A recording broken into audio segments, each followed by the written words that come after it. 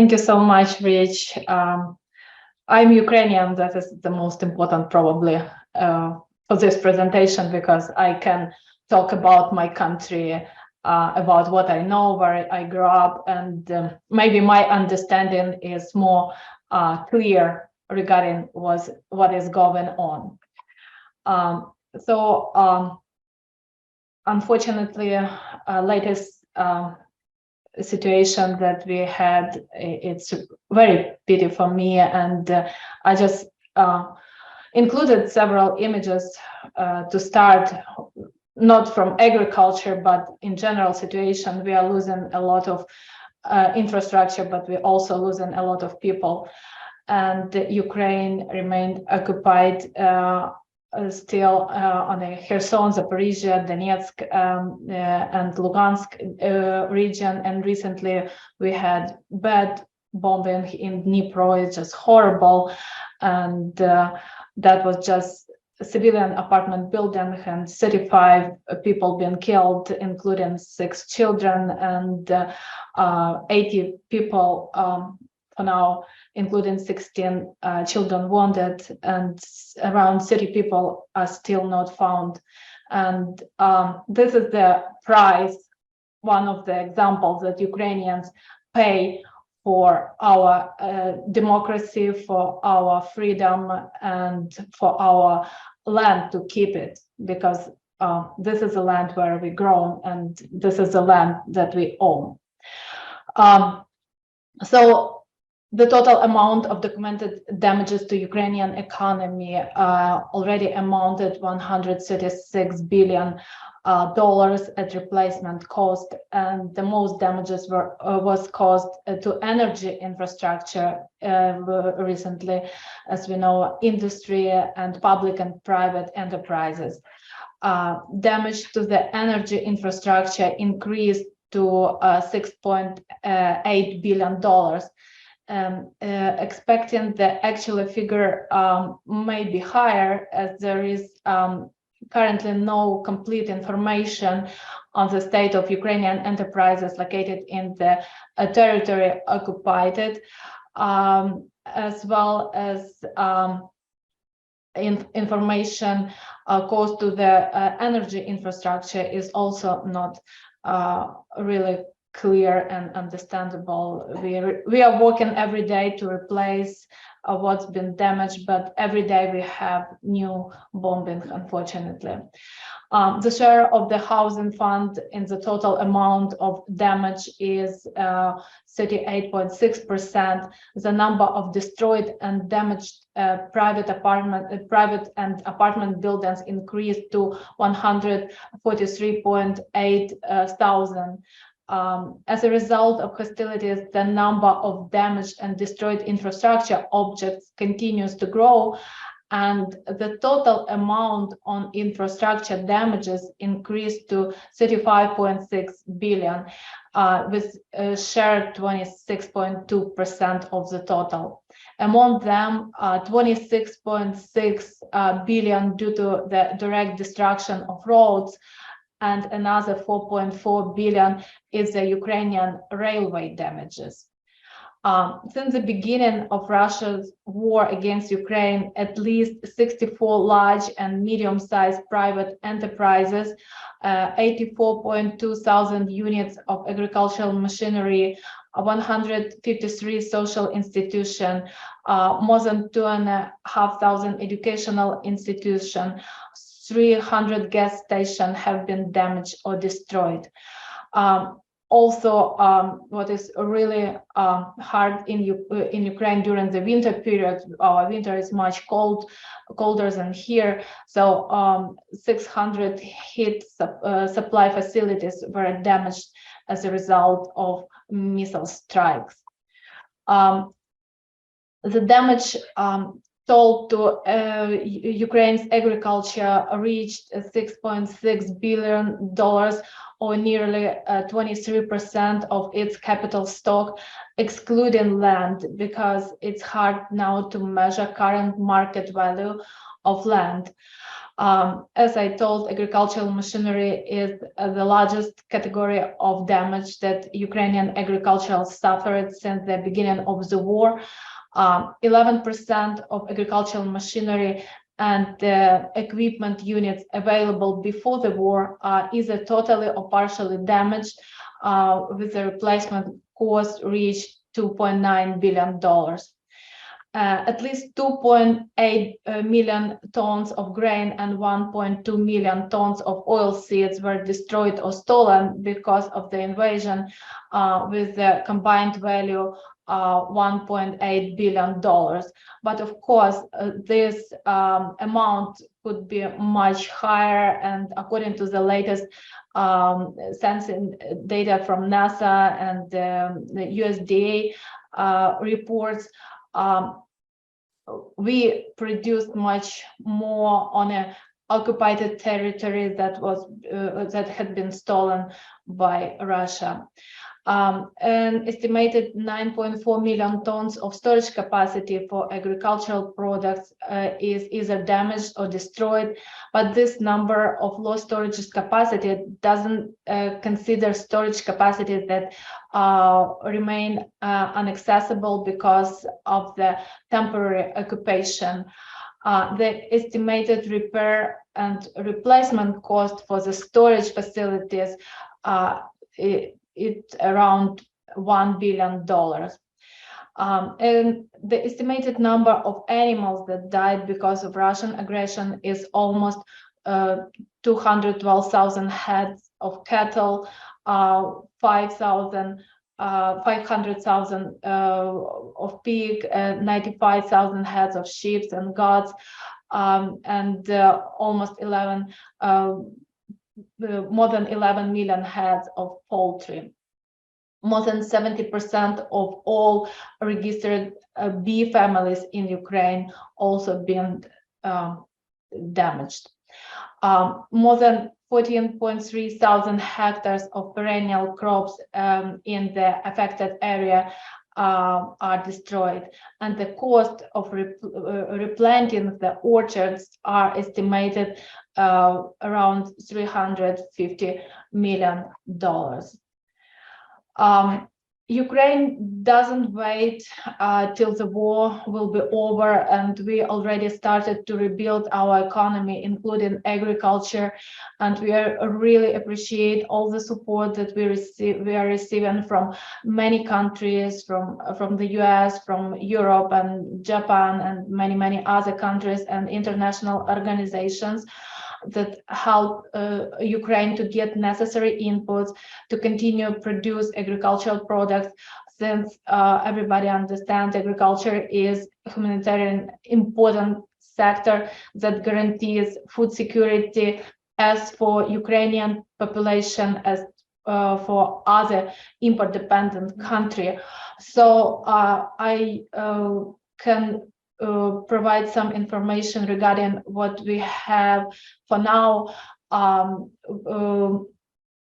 I would like to mention that USAID provided a lot of support to Ukraine, and one of the projects that I mentioned in my previous presentations, Agri-Ukraine, that is a $100 million project, really works, and already more than 25,000 plastic bags for temporary grain storage been provided to almost 1,500 farmers to storage of 5 million tons of agricultural products. Also, 105 sets of agricultural equipment during the December been issued to the farmer with the initiative of FAO, and also another 8,000 those plastic bags and 29 grain packing machines been purchased by USAID for 2,000 farmers. Besides that, Ukrainian government, with support of World Bank, also provided some financial support to Ukrainian farmers. For example, $41 million of non-refundable aid that is provided per hectare or per one head of the cattle, been issued to 31,000 of applicants. Also, more than 41,000 farmers benefited from soft loan issued by government with very, very low or zero interest rate. And also we already provided some financial support to replace destroyed orchards and reconstruct damaged greenhouses. Besides that, very important that Ukrainian farmers are receiving some seeds since our seed bank's been destroyed. So 1,300 producers received corn seeds for 26,000 hectares free of charge. Also, 140 tons of buckwheat seeds have been distributed, and 5,000 tons of seeds were distributed through FAO.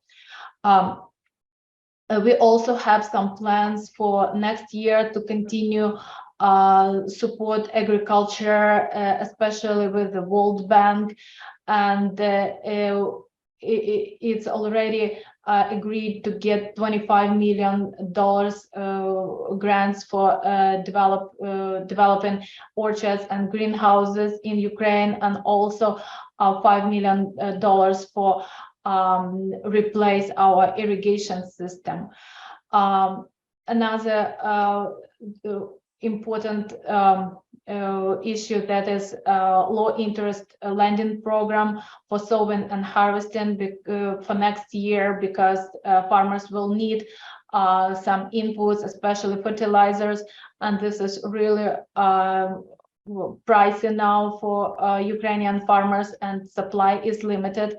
So we expect also some support, financial support in on this direction as well.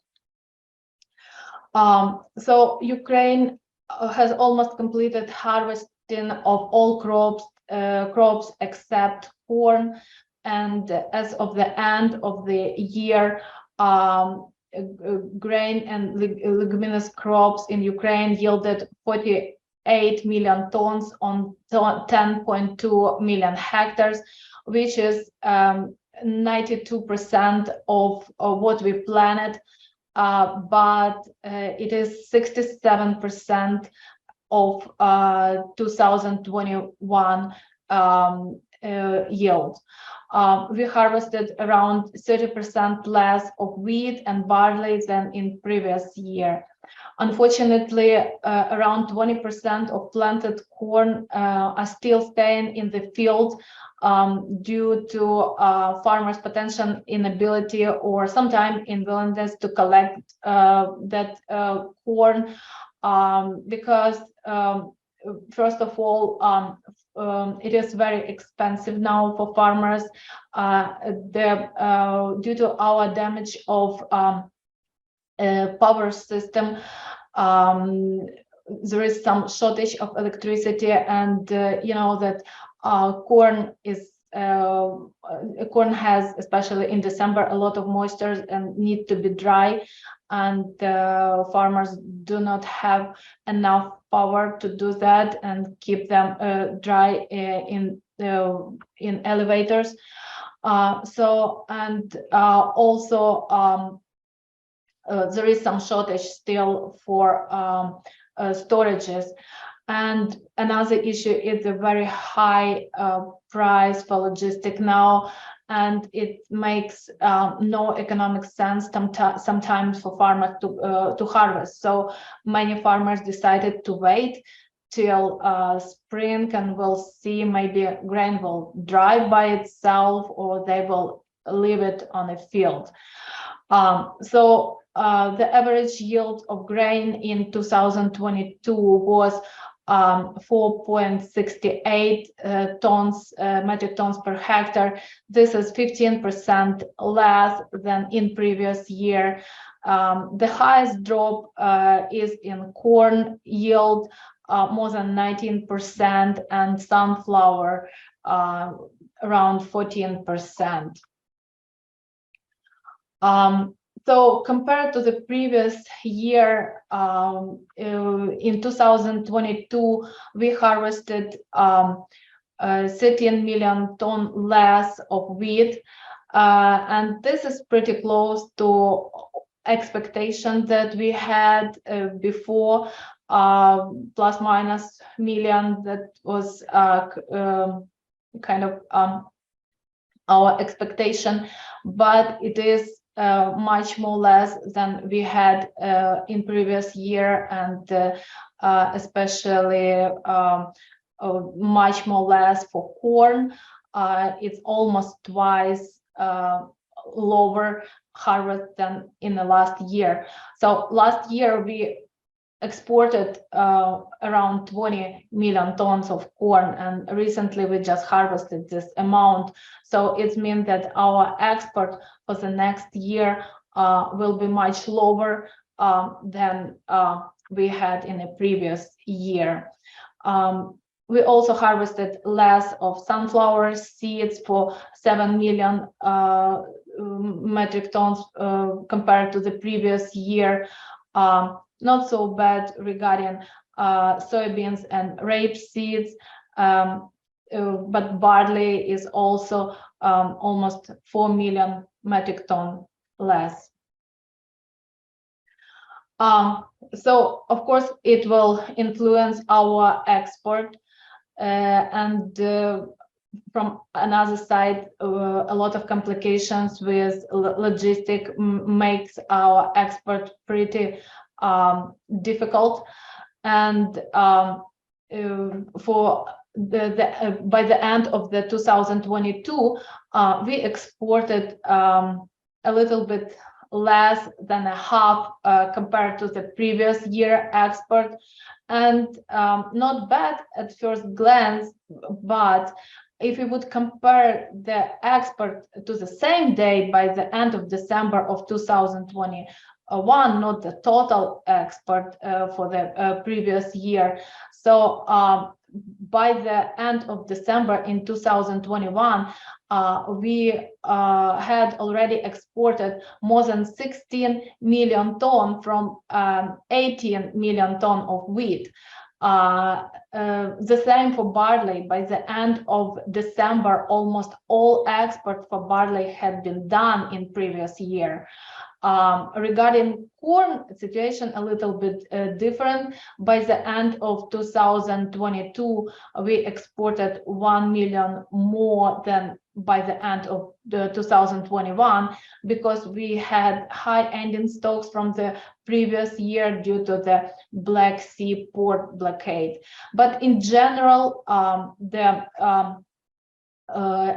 export has positive dynamic, and with the help and support of our neighboring countries, our export grows, but it's still much lower compared to what we had in a previous year. Important things now, that is our geography of our export has been changed significantly. We have new big target markets for wheat supply, like Romania, Spain, Poland, that we didn't export a lot of wheat previously to those countries.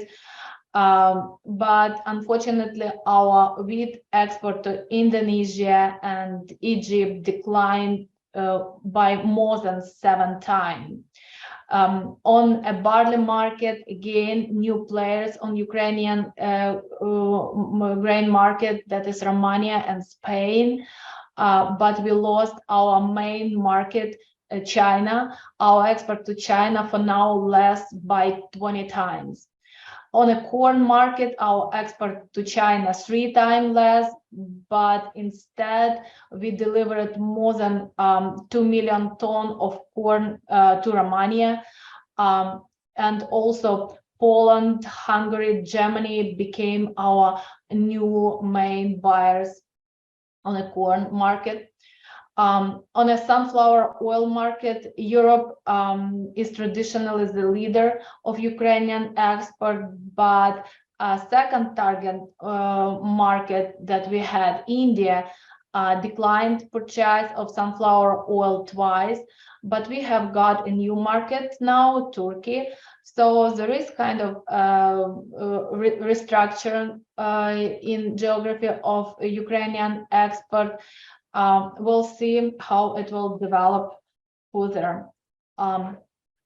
So, as I said, in general, the dynamic is positive, and we exported totally almost 40 million metric tons of agricultural products since the beginning of the war. And especially we had some increasement since the Black Sea ports been unblocked. So the main commodity now for export is corn. We already exported 15.5 million metric tons of corn, which is almost 40% of our current agricultural export. 8.5 million metric tons of wheat, which is 22%, and more than 3 million metric tons of rapeseeds and sunflower, which is around 8% each. Since the beginning of the war, we tried to increase our export using all methods of shipment, ports, railway, roads, but of course ports are the most important for us, since our previous export of grain was around 90% through ports. Since the beginning of the war, through the ports, we exported 26 million tons of agricultural products, including more than 16 million tons through the grain initiative. But this is 3 times less than our pre-war capacity. In 2021, we exported through Black Sea ports 50 million tons of grain. In November, we can observe some decline. We exported through ports only 4 million tons of agricultural commodity, which is 1.2 million tons less than in October and September. And problems in the work of the grain corridor, which are caused by significant delays in inspection by the Russian side, and the formation of the line of ships forced us to focus again on the development of alternative roads. And currently hundreds of bulkers waiting for inspection in either for permission to enter Ukrainian ports, or loaded vessels waiting in order to proceed to their destinations. And average waiting time sometime can be a month, and we lost a lot of money. And this cost, like when the vessel stays, it will cost like $20,000-$30,000 per day. And of course, due to this situation, farmers will not have enough benefits after the selling the grain. Actually, I would like to emphasize that currently our farmers do not have any benefits. It is good that they would go with zero benefit, but usually it's just losses, but they still continue to produce because it is important to feed people. So we know that this grain initiative will finish in March, and we will need to extend the agreement, and I hope that it will be continued, and probably we can spread this for other ports like Mykolaiv ports to increase our throughput capacity. So as I told, in the situation when we are worrying about our export corridor, we also work on our other alternative roads, and we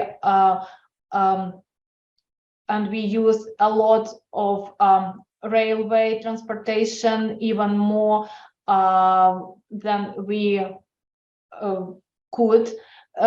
Even we use some cargo train, some cargos that are not just only for grain, but also for other stuff. But we now switch them for grain that increase our throughput capacity. So Ukrainian railway continue to play a really important role in a grain shipment. Unfortunately, we also observed some a decline in November, December due to the damage, first of all, damage to our electrical system. Mainly our trains are electrical, and now we are partially switching to diesel, old diesel locomotives that much slower and not so efficient. But also this decline is due to the it's corresponded to the decline in ports delivery, because ports it was kind of uncertainty regarding the grain initiative in November, so that's why some transshipment to ports by railway decreased. So talking about a railway capacity, unfortunately, as I told, it's still not enough, and we have limited number of wagons for transporting grain, and also low throughput of crossing border points due to the need to change the carriage for different ways, bureaucracy of custom procedures at checkpoints. So everything do not allow a significant increase of grain export by railway. And also price of grain transportation in our current currency, Ukrainian currency, hryvnia, increased more than 4 times after beginning of the war. So the average cost of renting grain hoppers from Ukrainian railway cost like 10,000 hryvnias. That is 110% increase compared to the previous period. So the increase in road shipment also faced a number of problems, bombed out roads and bridges, insufficient number of trucks licensed for transportation in the European Union, lack of drivers, male drivers who want to serve in the army, and also shortage and high cost of the fuel. So everything together create a lot of logistical problems. So as you can see from this slide, there are almost 12,000 grain wagons, and yeah, also besides that, 5,000 covered wagons is registered in Ukrainian railway. But also with the nationalization of Russian sanctioned wagons, up to 1,000 wagons of both types should be added to this number. About 40% of the fleet of grain trucks owned by Ukrainian railway is in an insufficient condition due to damages, which leads to the dominance of private owners of the wagon fleet in the organization of domestic grain transportation. But despite the fact that there are almost 3 times more grain trucks in private ownership than in Ukrainian railway, Ukrainian railway is able to influence the market prices for the use of the wagons of rolling stock operators. And when they determine their own retail price, they focus on the cost using Ukrainian railway wagons. They also participate in Ukrainian railway actions, which actually creates a secondary market and mainly increase the final value of bids of actions and create a problem in access to Ukrainian railway service of smaller market players. The cost of grain transportation by rail has a tendency to increase starting from June, as I told, more than 3 times for Ukrainian railway wagons and twice for wagon of private operators. And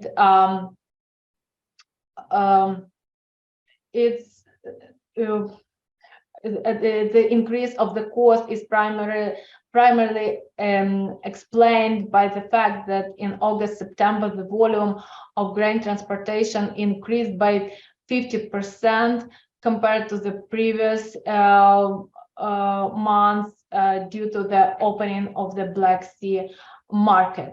However, the efficiency of Ukrainian railway transportation is still low, and low turnover of wagons since the beginning of the war.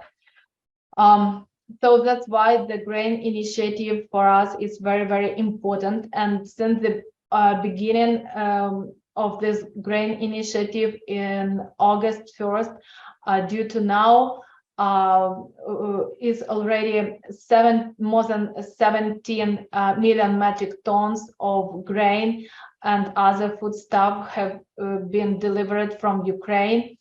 And on this slide, you can see some kind of structure of the tonnage of commodities. By commodities, yes, corn is dominating. More than 8 million metric tons of corn, which is 46% being delivered from Ukraine. Almost 5 million metric tons of wheat, which is 27%.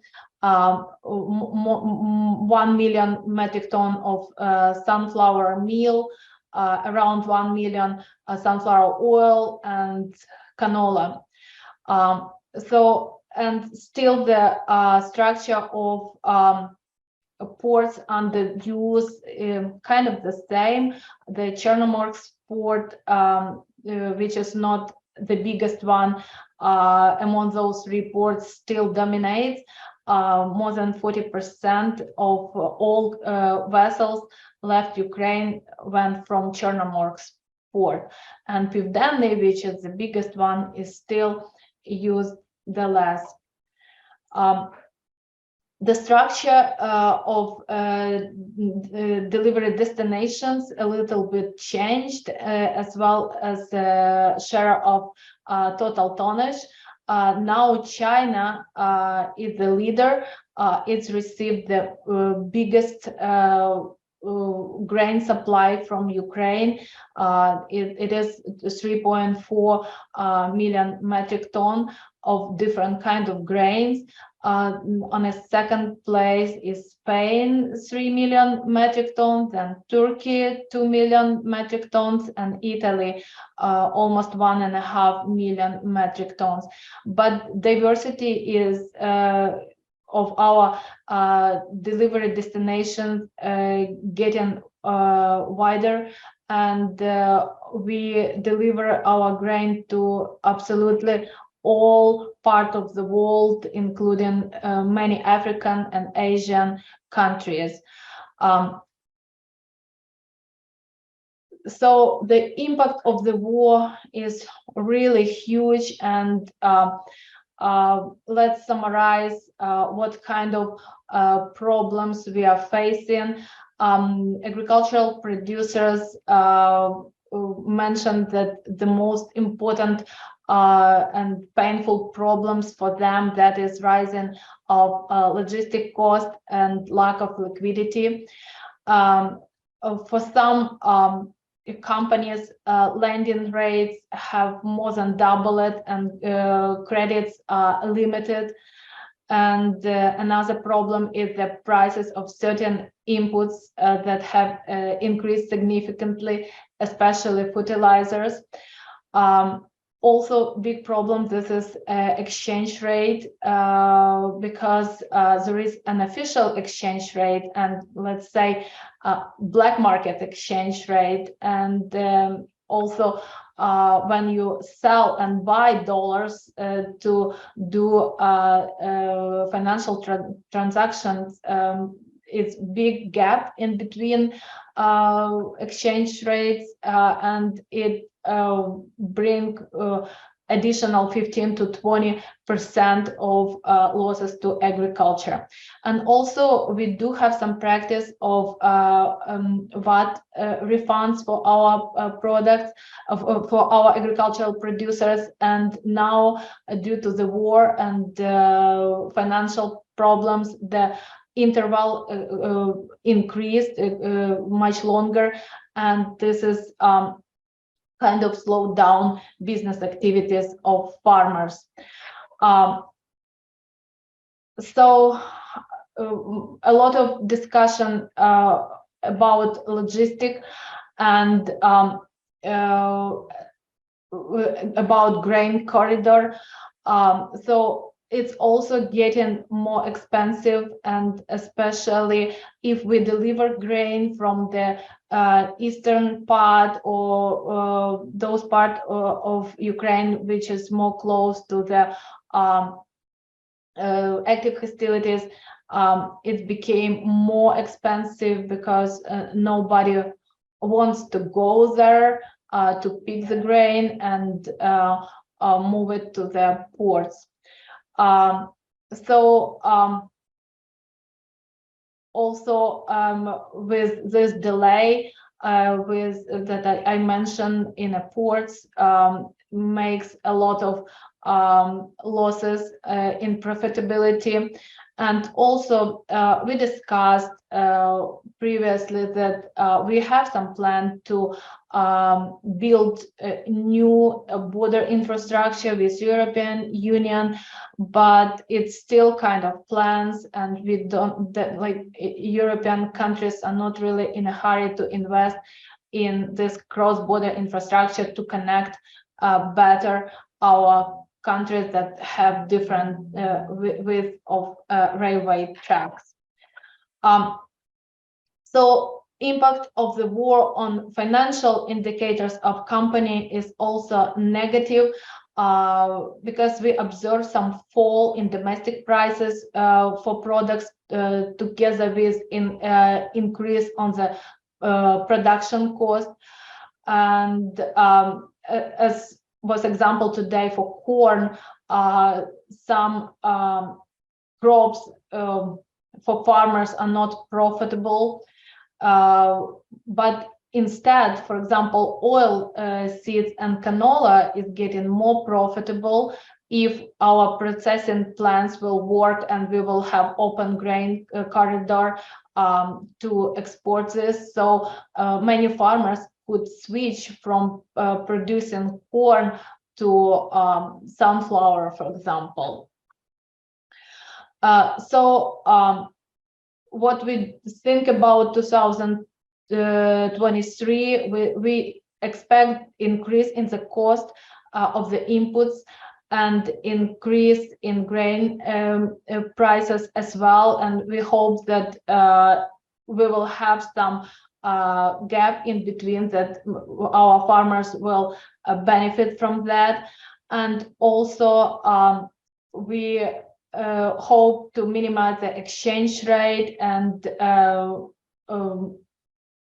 to expand some access to finances, as well as to solve problem with our VAT. What we have now on the grain market in general, prices on the beginning of 2002-2003 fell down, decreased, but the most problematic for our Ukrainian producers, that the gap in between world prices, for example, for wheat, and prices for Ukrainian wheat increased from 9% on the beginning of the year to 60%. In terms of corn, in case of corn, this is from 3% to 55%. The key reason for this extent is of course logistic difficulties with export, and additionally the double increase in the prices of fertilizer, as well increase of energy. So this is kind of the same, just to show you dynamics on the prices for different commodities. And what I would like to mention, that now the world prices are lower than on the beginning of 2022, so it doesn't mean that the food security issue is gone. It is just a result of an increased supply after new harvest and low purchasing power from the side of low income import dependent country that express demand for grain. So what also our expectation for next year, as of December, our sowing campaign was over, and we planted much lower than we expected. We planted 5.5 million hectares of winter crop, which is 36% lower compared to the previous year. And the north, eastern and central region have more critically reduced the area of the winter wheat. So considering a significant part of the logistic in the price of grain crop this year, there will be decrease in the crop on the grain crop, and some increase in crop on the oil seeds, as I already mentioned. And we, according to the our estimates, the sown area on the grain crop in 2023 will amount 8.7 million hectares. So let's include those 5.5 that we already have, so 3 million hectares more for spring crops. But it will be 22% less in the 2022 and 45% less than in 2021. So considering 50-60% decline in fertilizer applications, significant unharvested cornfield, lack of funding, and the need for significant saving, we expect a yield will decrease depending on the region and crops by 10 to 30% compared to the average yields in a previous year. And as a result, the projected grain harvest in 2023 may reach 34 million tons, which is 37% less than in 2022 and 60% less in 2021. I know that we are running out of time, and so I will skip a few slides. This is our latest balance of supply and demand, and I just would like to point that our ending stocks, if our corridor or grain corridor will be open, would be pretty close to the previous year, but if it will not, the situation is pretty pessimistic. Talking about our expectation, we expect that we will have some big decrease in usage of fertilizer, up to 10% of nitrate and 53% of phosphate. And it will predict the much more lower harvest, for example, for corn, but also for other crops that drop estimated is dependent from the crop at 20 to 50%. This is kind of different our forecast and expectation for 2022-23 years, and we can observe that volume of production is expected 44% less according to the Ukrainian estimates. The USDA focus is a little bit more optimistic, but as I told, if our producers will switch to oil seeds, so the crops will be grain crops will be much lower, and also we expect some decrease in our taxes and number of employees due to the decrease of the production, and we will have much less taxes that will come to budget for 32%, and we expect 22% fall of employment in Ukraine. So how we can solve those problems? We can remove our restrictions on an exchange rate. As I told, improve our refund mechanism, improve access to financial and other financial aids and other additional credits. And also we also expect to get some support from different programs, including FAO and World Bank, that will help us to restore our infrastructure, and continuance of the grain corridor will guarantee not only food security around the globe, but also some benefits for Ukrainian farmers, and they will continue to operate and feed people. So thank you so much. That is what I wanted, maybe more than I wanted. We have one question here. It's what percent of ag land is out of production now and also in the future due to landmines, soil contamination from war, and lack of access?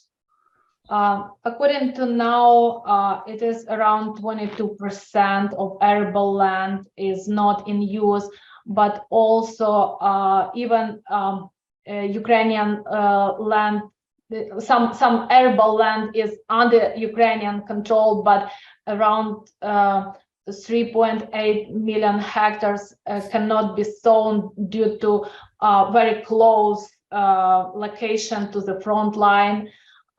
So for now, it's around 20% is out of use in general due to occupation and due to very close location to the military actions.